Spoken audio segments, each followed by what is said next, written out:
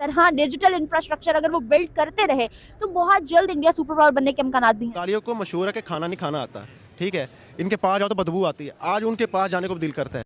क्यों कर रही हूँ कि अगर रशिया ने उनको लेटर भेजा तो क्यों सऊदी अरेबिया मिडिल ईस्ट ने हमें लेटर नहीं भेजा, या फिर मिडिल ईस्ट से हम लोगों को वैसी ट्रेड नहीं मिलती जैसे कि इंडिया को मिलती है। और अगर बात की जाए पाकिस्तान के कश्मीर की, तो आपको क्या लगता है हमने क्या किया है, क्या डेवलपमेंट की है, क्या चीज़ें ऐसी हैं जो हमने अपने कश्मीर के लिए की हैं?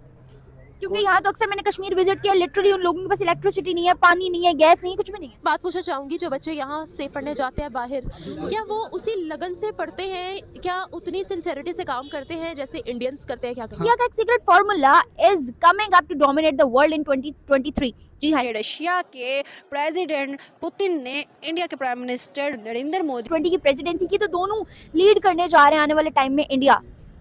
एक तो G20 की प्रेसिडेंसी बहुत बड़ी अचीवमेंट है इंडिया की, जो वो लोग कश्मीर में होल्ड करवा रहे हैं। और अगर दूसरी जानिब देखा जाए पब्लिक इंफ्रास्ट्रक्चर को, तो उन्होंने एक दुनिया को नया रंग दिखाया कि इस तरीके से भी डेवलपमेंट हो सकती है, इस तरीके से भी कंट्री को जो है ग्रूम किया जा सकता है। किस नज़र से देखते हैं इस चीज़ को? ये तो है कि इंडिया काफ़ी ज़्यादा पाकिस्तान से आगे जा रहा है, और पाकिस्तान जो है गवर्नमेंट लेवल पे कोई काम नहीं हो रहा, और इंडिया ने जो है उनके पॉलिटिशियंस ने जो है इसको एक स्टेप फॉरवर्ड करके उन्होंने काम किया है, और आईटी के अंदर उन्होंने बहुत अच्छा किया। अपने गवर्नमेंट के जो अपने इनके अदारे हैं उनको वो लेके गए हैं, डिजिटलाइज़ किया है। जैसे हमारे पाकिस्तान के अंदर अभी भी देखने का नादरा जो है उसका भी रिकॉर्ड सेफ नहीं है, या जैसे अब हमने एम टैग का बोला था कि एम टैग लगाएं, लेकिन जो एम टैग वाली लाइन में वो दूसरे लोग आ जाते हैं, लेकिन उनको फ़ायदा ही नहीं होता।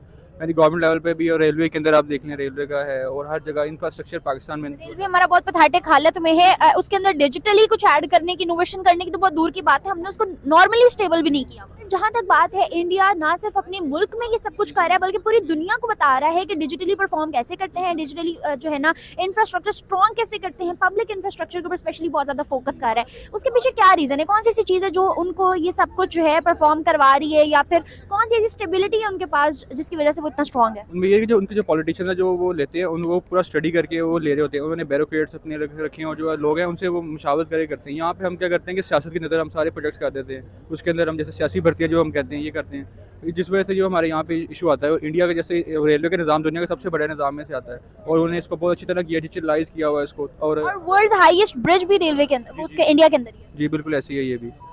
और यानी हम अगर इंडिया ने उनकी जो सियासतदान है उन्होंने बिल्कुल एक स्टेप फॉरवर्ड करके काम कर रहे हैं इस चीज़ के अंदर, और डिजिटलाइज करें, उनको समझ लगी कि जो फ्यूचर है वो डिजिटल ही है। अगर हम नहीं जाएंगे डिजिटल के ऊपर तो आज नहीं तो हमें कभी ना कभी तो आना पड़ेगा। डिजिटल हर चीज़ वो लोग अपनी कंट्री में डिजिटल करते जा रहे हैं, और पाकिस्तान कहीं भी स्टैंड नहीं कर रहा। क्या फ्यूचर हो सकता है आने वाले टाइम में? ये हमारे लिहाज से ये अच्छी न्यूज़ तो नहीं है जो जैसे आपने बताया, और ये पाकिस्तान इसमें मतलब कि सही नहीं कर रहा, मतलब कि हमारा लॉस ही है, और ये हम मतलब कि नहीं डेवलप नहीं कर पाएंगे ऐसे सही। इंडिया की अपनी कंट्री के लिए कितनी बेनिफिशियल चीज़ है? काफ़ी है, काफ़ी ज़्यादा ये, और हमारे लिए नहीं है क्योंकि हम नहीं कर रहे। आप जैसे आपने क्या डिजिटल मार्केटिंग हमारी उसमें नहीं है कश्मीर वाली साइड में, और उनकी अगर साइड में है तो उनके लिए काफ़ी ये पॉइंट है।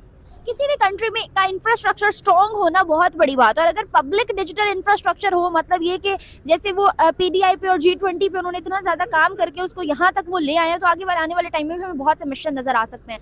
तो किस नज़र से देखते हो आप इस चीज़ को? आपको क्या लगता है कि जो है इस तरह डिजिटल इंफ्रास्ट्रक्चर अगर वो बिल्ड करते रहे तो बहुत जल्द इंडिया सुपर पावर बनने के इम्कानात भी हैं? जी बिल्कुल ऐसे ही है, सही कह रही हैं आप। और हम जैसे कि नीचे हैं, और हम नीचे से नीचे जाते जाएंगे, और वो प्रोग्रेस उनके ऊपर है, वो ऊपर से ऊपर जाते जाएंगे। अगर हम बात करें नरेंद्र मोदी की ही, तो अगर हम UN की बात करें, SCO की बात करें, या किसी भी मीटिंग की बात करें, तो वहाँ जहाँ हमारे पॉलिटिशियंस मौजूद होते हैं वहाँ प्राइम मिनिस्टर नरेंद्र मोदी भी मौजूद होते हैं, लेकिन दुनिया उन्हें सराहती है, उन्हें गले लगाती है, उन्हें सलाम करती है, लेकिन हमारे प्राइम मिनिस्टर्स को क्यों नहीं?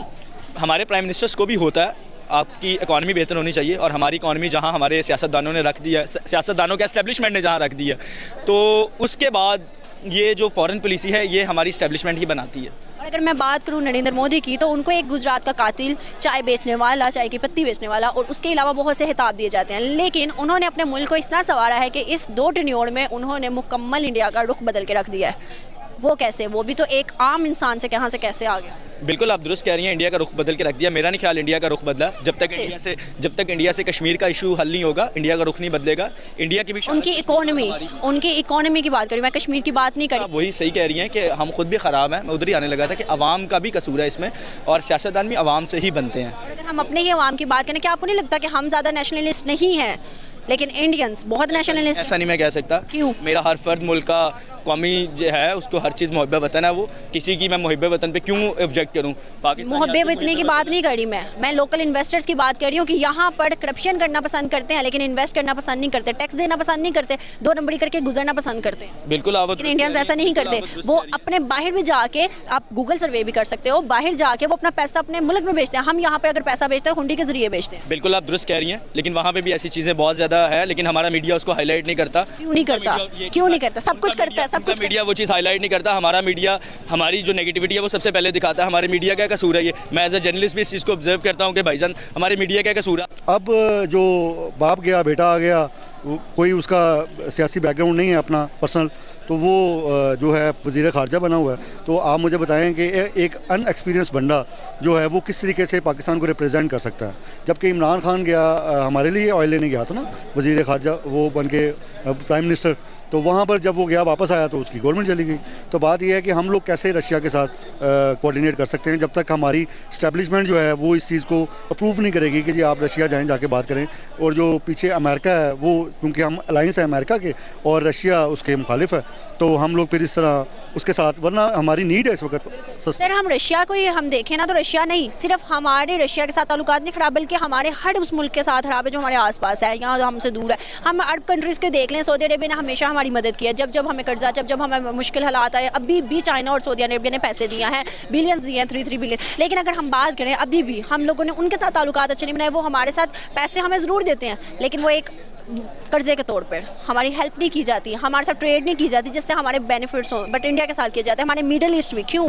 मिडल ईस्ट का ध्यान भी इंडिया की तरफ जा रहा है, क्या बेनिफिट्स हैं उनके? इसकी वजह यही है कि आपकी कोई डेमोक्रेटिक कोई सिचुएशन ही ऐसी नहीं है, कोई गवर्नमेंट टिकती नहीं है। अच्छी खासी गवर्नमेंट चल रही थी, सारा सिस्टम ठीक चल रहा था और एकदम से गवर्नमेंट को चलता कर दिया। अब नए लोग आए हैं, अब वो नया वज़ीर ख़ारजा आया है, उसको लगेंगे 4-5 साल अपने आप को बाहर बताने के लिए कि जी मैं बिलावल भुट्टो हूँ, ज़रदारी का बेटा हूँ, ये बताने के लिए। बिलावल भुट्टो की बात कर लेना, आप भी देखते हैं कि लोग उनका मजाक उड़ाते हैं, लेकिन वो एक अलग चीज़ है कि वो बाहर से पढ़ के उनकी जैसी भी वे ऑफ कम्युनिकेशन है। लेकिन अगर इसी बरक्स अगर हम बात करें ना Indian foreign minister S Jaishankar की, तो एक लास्ट ना उनके आपस में काफ़ी ज़्यादा सोशल मीडिया पे भी वायरल हुआ था कि एस जयशंकर ने कुछ कहा, उसके बाद बिलावल भुट्टो ने एक स्पीच करके उनको जवाब दिया। तो मतलब उसमें क्रिटिसाइज जो है हमारे ज़्यादा फॉरेन मिनिस्टर बिलावल भुट्टो ने अल्फाज ऐसे यूज़ किए थे। क्या आपको नहीं लगता कि अगर हम देखें तो एक ओहदे पर बैठा हुआ इंसान, नीचे उसको सारे फॉलो करते हैं, क्या उनको ऐसा मतलब बेसब्री का मुजाहिरा नहीं करना चाहिए जो कि उन्होंने किया बिलावल भुट्टो ने, और इस तरह के लफ्ज़ बोले जो कि इंटरनेशनल बेस बहुत ज़्यादा बुरा इम्पैक्ट पड़ा पाकिस्तान का?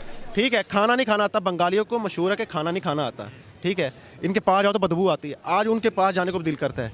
क्यों जाने को? कोई टका बड़ा हो गया यार, अब तुम टके की मिसाल देने के काबिल भी नहीं रहे। अब तो हम अपने रुपये को लेके बैठे हुए हैं यार, 1 रुपये की तेरी वैल्यू नहीं रहेगी। अच्छा लास्ट में मुझे ये बताएं कितना टाइम हमें लगेगा कि हम भी अपने बैरूनी जो कर्जात हैं इनकी तरफ कुछ ध्यान देंगे और इन्हें कम करेंगे? मेरे नज़दीक सर, अगर मैं अपनी रहती ज़िंदगी में देखूं तो मुझे नज़र नहीं आता कि कर्ज़े हमारे उतर जाएं। वो कभी भी नहीं उतरेंगे, नेवर। अल्लाह का नेक बंदा आएगा तो उतरेंगे, अदरवाइज़ नहीं उतरेंगे। दूसरी बात कि आपने कहा कि मुल्क के हालात कब बेहतर होंगे, तो इसके लिए मैं आपको एक छोटी सी बात करके यहाँ पे बात ख़त्म करता हूँ कि ये ख़त्म इतनी जल्दी नहीं, 2-3 साल का मामला नहीं रहा अभी। ये कम से कम इसको 10 से 12 साल लगेंगे।